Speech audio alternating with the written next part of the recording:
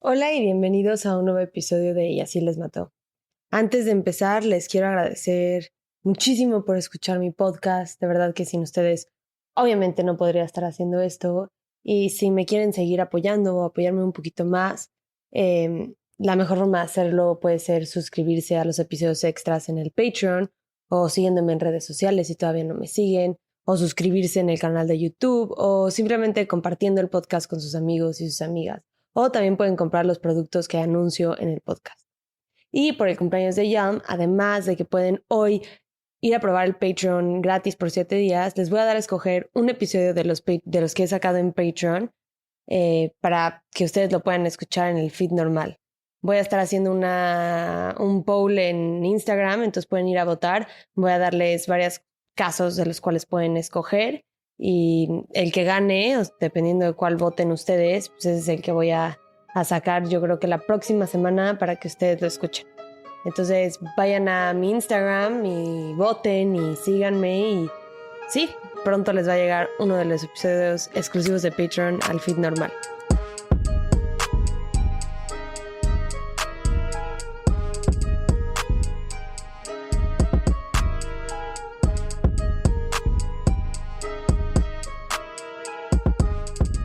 El caso de hoy es el de Daniel Camargo Barbosa, un asesino serial colombiano del siglo XX que se sospecha atacó, violó y mató a más de 50 niñas. Fue un hombre que cometió sus crímenes en Colombia y Ecuador y se ganó los apodos de el sádico del Charquito y el monstruo de los manglares. Vamos a empezar. Daniel Camargo Barbosa nació en Colombia el 22 de enero de 1930. Su madre murió cuando él estaba muy chiquito, creo que todavía era un bebé, y con ella perdió toda la protección y amor de ambos de sus papás. Su infancia fue muy difícil, habiendo perdido a su mamá y teniendo un papá alcohólico que no le hacía caso y no lo cuidaba, era suficientemente difícil, pero además de todo esto, sufrió un abuso psicológico muy fuerte por parte de su madrastra. Aparentemente, esta mujer no tenía un estado de salud mental estable o saludable. Tenía problemas de fertilidad y por más que quería embarazarse, no lo lograba. Y lo que más quería en este mundo era tener una hija. Bueno, a falta de poder embarazarse y de que Daniel no fuera niña, empezó a vestirlo y tratarlo como si Daniel fuera la hija que nunca logró tener, ignorando completamente la identidad de Daniel y forzándolo a ir a la escuela vestido de niña. Obviamente lo bullearon y fue una infancia para él muy dolorosa, de la cual se creó un odio hacia las mujeres. Puede que haya sido que su humillación estaba ligada a ser presentado como mujer, o pudo haber sido que fue la madrastra quien fue la autora del abuso y por esto empezó a odiar a las mujeres. El resultado fue el mismo, aunque este odio lo reprimió por mucho tiempo. Y de hecho a sus 30 años, en 1960, se casó con una mujer llamada Alcira Castillo. Aparentemente todo iba bien en su relación. No pude encontrar ninguna mención de que haya sido violento con ella o que haya perpetrado algún tipo de abuso. Hasta los 3 años todo iba bien. Y en 1963 cachó a su esposa con otro hombre. Esto resultó en su divorcio, pero más importante que nada, pareciera que este suceso fue una llave que abrió la puerta de su odio y de la violencia que tanto tiempo guardó hacia las mujeres. Porque poco después de esto fue cuando empezó a violar a niñas menores de edad. Después de su divorcio, empezó a salir con una mujer llamada Esperanza. Esperanza tenía 28 años y se iba a convertir en su primera y única cómplice. Y la mujer que le iba a facilitar el acceso a estas mujeres jóvenes. Que ya lo hemos visto en otros casos, se usa una mujer para intentar tener la confianza de estas mujeres más jóvenes y de que se sientan seguras y que eventualmente las llevan estas mujeres al hombre que va a asesinarlas o violarlas o pues, hacerles daño. Y ya lo hemos visto en varios casos, este no es el primero. Aparentemente, después de su divorcio, se volvió obsesionado con la idea de que tenía que estar con mujeres que fueran vírgenes y con la mujer virgen.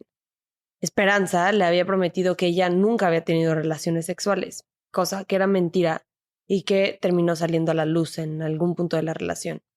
Él amenazó con dejarla, pero en vez de terminar su relación, usó el miedo que ella tenía de perderlo y la culpa que sentía por mentirle para manipularla a que le ayudara a buscar víctimas. Para este punto ya no solamente eran novios, también estaban prometidos. Camargo dijo al respecto de esto, o sea, de cuando se enteró que no era virgen y de toda esta manipulación, dijo, y voy a citar: por no encontrar virgen a mi prometida, con la que me iba a casar, yo no fui capaz de dejarla, porque estaba locamente enamorado. Había momentos en que yo decía, sí, yo la dejo, pero otros que no era capaz, porque realmente estaba enamorado. Esto dio por resultado que, como yo no había tenido experiencias con mujeres vírgenes y al mismo tiempo era incapaz de dejarla a esa muchacha, yo acepté como lo más correcto que ella me ayudara a conseguir unas chicas que estuvieran vírgenes. Y ese fue el trato al que llegaron. A cambio de que ella le ayudara, seguirían estando juntos. Y además, había un efecto de que haciendo esto, lo estaba satisfaciendo a él de cierta manera. O sea, esa era la manipulación que creó. Como normalmente operaban, era que él se acercaba a alguna niña joven saliendo de alguna tienda y pretendía ser un guardia de seguridad. Luego acusaban a la niña de haber robado, él acusaba a la niña de haber robado algo o algo similar, y Esperanza se acercaba a disque ayudar a esta niña a solucionar el problema. Juntos y bajo el engaño, las llevaban a un lugar privado en donde las drogaban y posteriormente él las violaba. 1 año y medio usaron este sistema, dejando atrás a 17 sobrevivientes, una de las cuales se acordaba de todo, y en cuanto se despertó, contó su historia, y las autoridades llegaron con Daniel y Esperanza.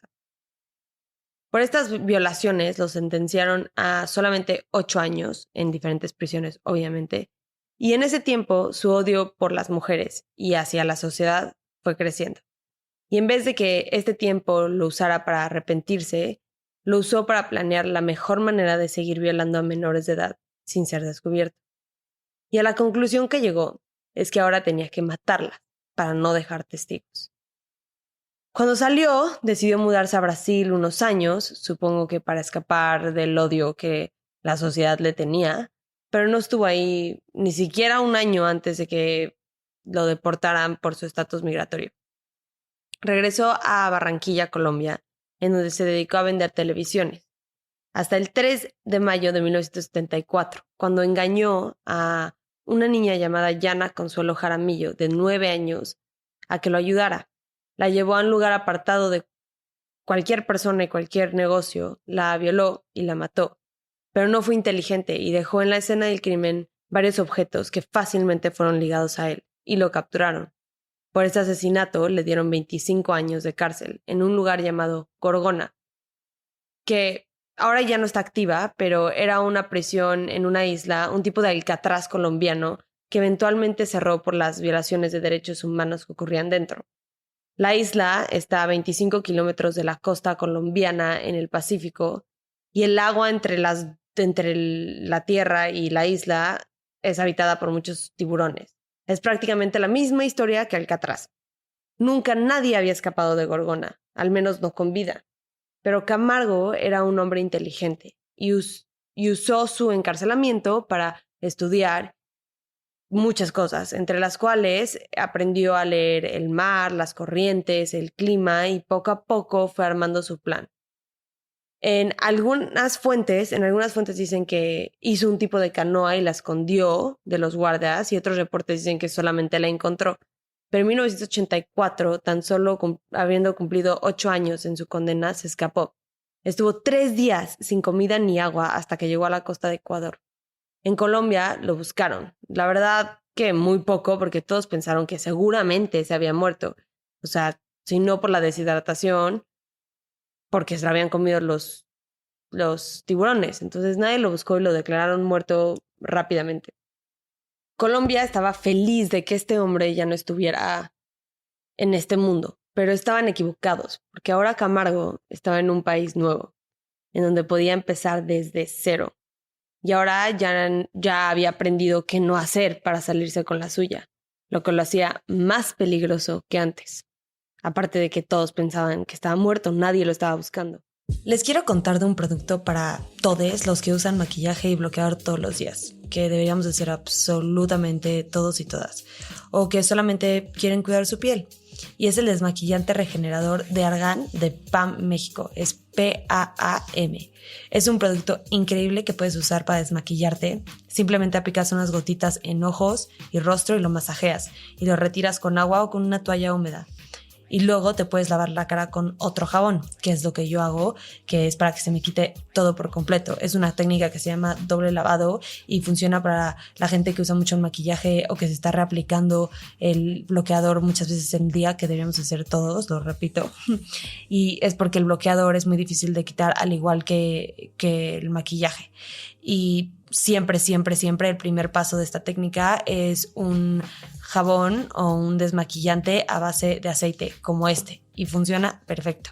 Y además lo puedes usar como un suero hidratante después, que ayuda a nutrir y fortalecer tus pestañas. Es rico en vitamina E, es un antioxidante natural, que eso ayuda muchísimo con los efectos del envejecimiento, y además limpia a profundidad tus poros. Y ahorita lo pueden conseguir con un 10% de descuento cuando usas nuestro código, que es YALM10. Es YALM 10. Así que no se lo pierdan, les va a encantar. Es para todo tipo de piel y díganme si les gustó. Cuando llegó a Ecuador, una de las primeras cosas que hizo fue conseguir una nueva identidad. Ahora se llamaba Carlos Honorario Solís. Vivía en las calles y consiguió trabajos ambulantes, a veces de vendedor, pero pues no tenía nada fijo y económicamente no le estaba yendo bien.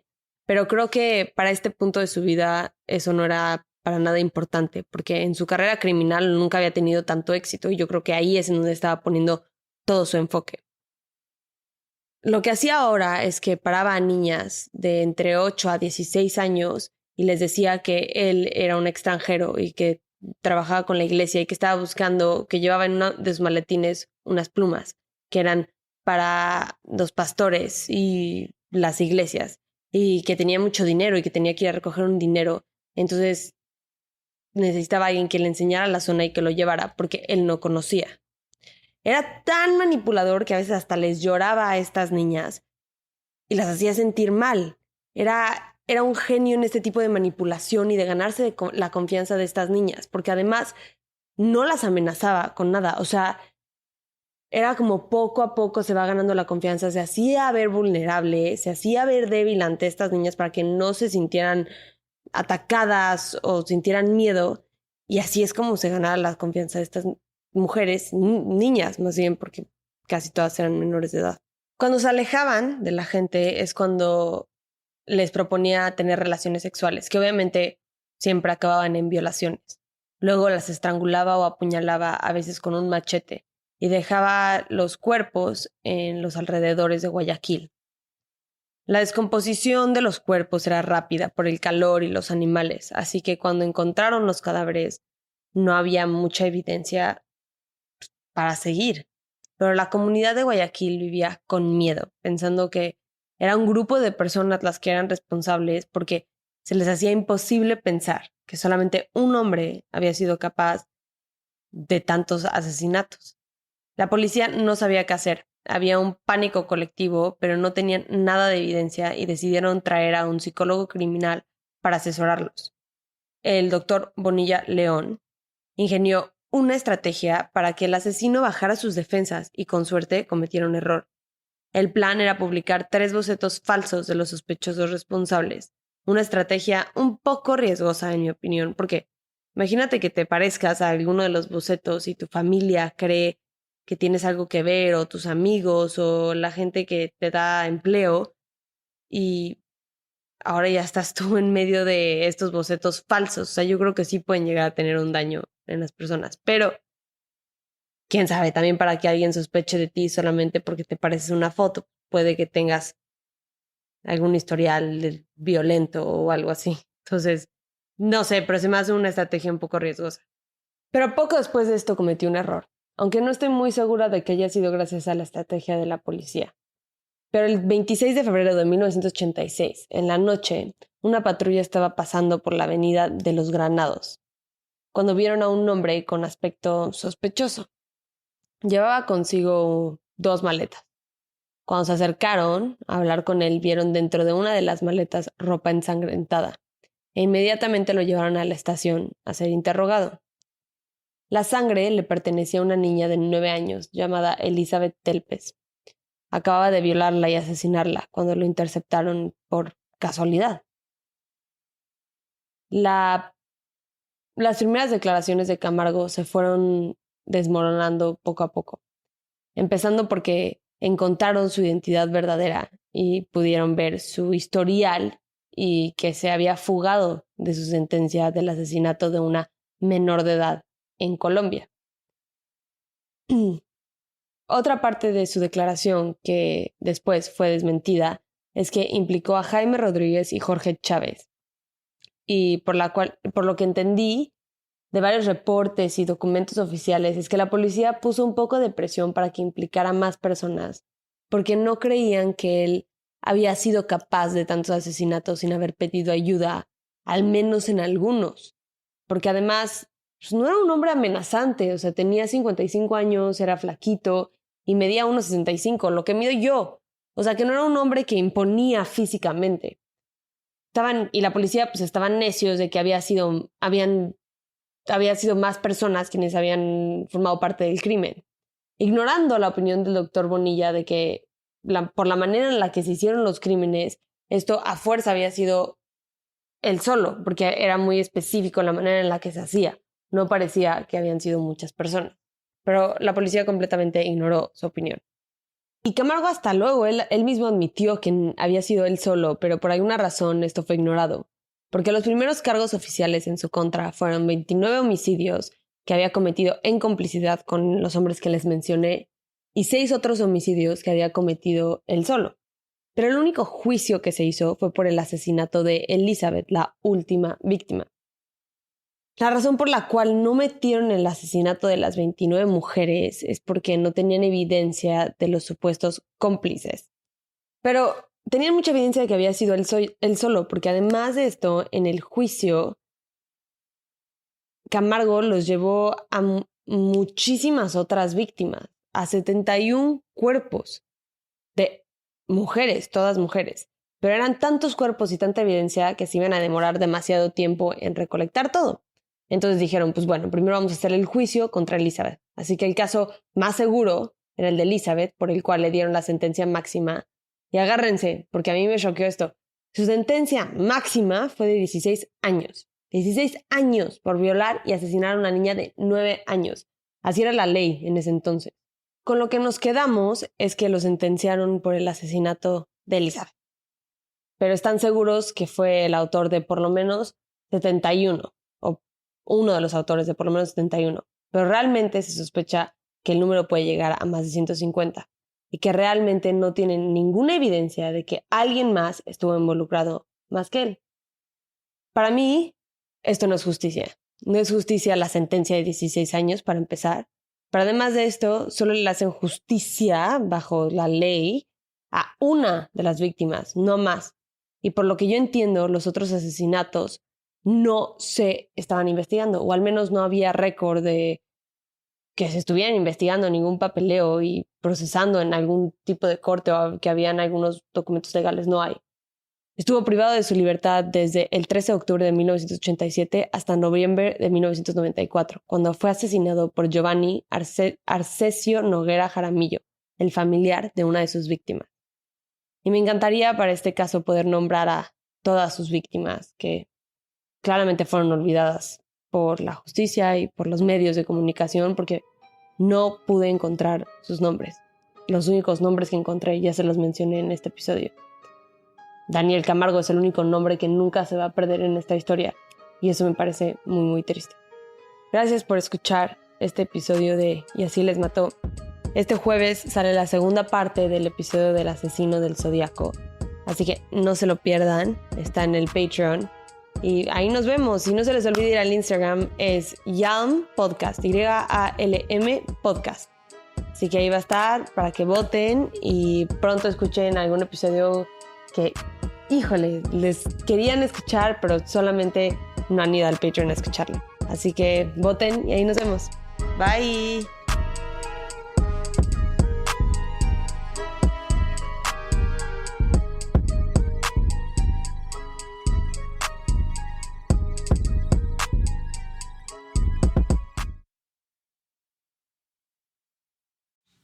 Acuérdense que nos pueden encontrar en redes. Nuestro Instagram es YALM Podcast, nuestro Twitter es YALM Pod y nuestra nueva página de Facebook es YALM Podcast, en donde se encuentra el grupo Investigadores YALM.